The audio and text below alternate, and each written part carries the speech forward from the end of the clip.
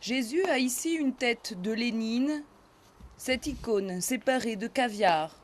Ces œuvres, exposées en 2007, ont choqué, l'Église d'abord, le pouvoir aussi. Les organisateurs de l'exposition L'Art interdit ont été traînés en justice. Ils risquent aujourd'hui jusque 3 ans de prison.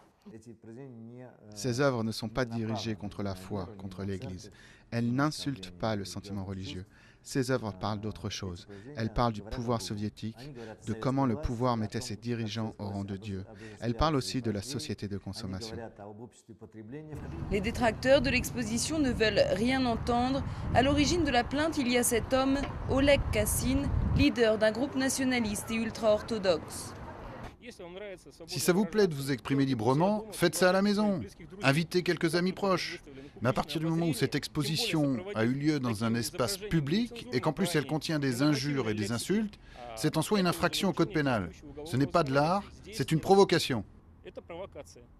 Être condamné à une peine de prison pour une exposition serait une première en Russie post-communiste. Du coup, le monde de l'art contemporain s'inquiète. Ce retour de la censure fait penser aux pires heures de l'époque soviétique. Je ne vois pas de perspective ici en Russie. J'ai l'impression que le pays avance en arrière. On passe par les impressionnistes, puis Delacroix, et on va encore plus loin vers le Moyen-Âge.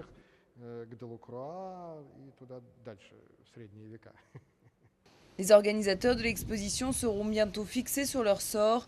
Le verdict est attendu dans ce tribunal lundi prochain.